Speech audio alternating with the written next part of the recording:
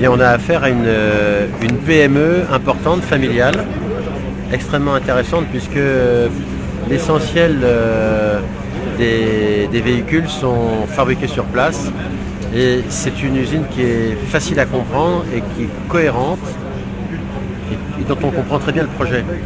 En fait, il n'y a pas deux autobus pareils pratiquement, c'est-à-dire que chaque ville a ses caractéristiques, les sièges sont pas au même endroit, on n'a pas les mêmes services attendus et finalement, vous l'avez remarqué, c'est une chaîne, mais chaque véhicule a un cahier des charges différent.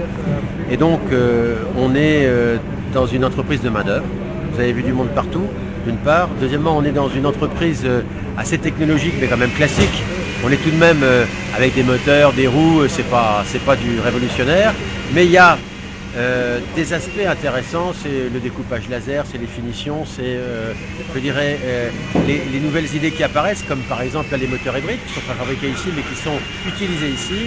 Et au total, c'est quand même des technologies qui, tout en étant traditionnelles, évoluent.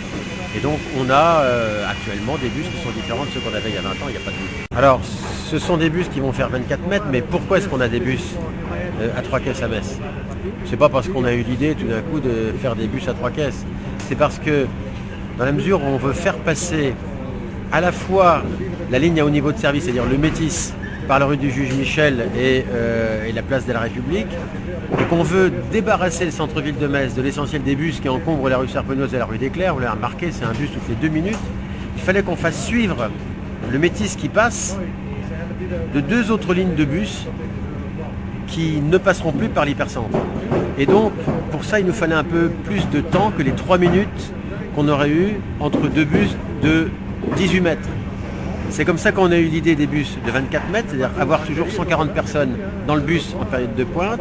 Et une fois que ce bus à haut niveau de service est passé, on peut glisser un véhicule de la ligne 5 par exemple, ou la ligne 9. Si bien qu'on va avoir en centre-ville de Metz quelque chose de très particulier, c'est qu'on va avoir la ligne à haut niveau de service qui sera empruntée sur un tronçon particulier entre le Saulcy, pour faire simple, et puis la place du Roi-Georges ou la gare, par d'autres lignes qui viendront quelque part se glisser. Et parce qu'on avait besoin d'un temps supplémentaire et qu'on voulait quand même une capacité de 40 000 personnes jour sur la ligne principale, eh bien on a décidé de ces 3 caisses. Et en plus, on a décidé de l'hybride pour des raisons de protection de l'environnement, puisqu'on a une consommation d'énergie qui est à peu près carbonée, qui est à peu près de moins 20% par rapport au bus traditionnel. Sur ce trajet, il y aura encore des problèmes au niveau de la préparation, justement. On avance bien. Il y a 2 points délicats, 3 même. Il y a le moyen pont, mais je pense qu'on a un bon projet. On va bientôt pouvoir en révéler les résultats. Sur la rue du Juge Michel, on va déplacer le mur du jardin Boufflers, si on va y arriver, puis également modifier le haut de la rue du Juge Michel, côté rue Haute-Pierre, l'entrée du parking des juges là. Et puis il y a la place de la Gare où on est aussi en train de trouver une solution entre les créateurs de la place de la Gare d'il y a 20 ans, d'une part, et les défenseurs ou les urbanistes qui défendent l'esprit du quartier impérial.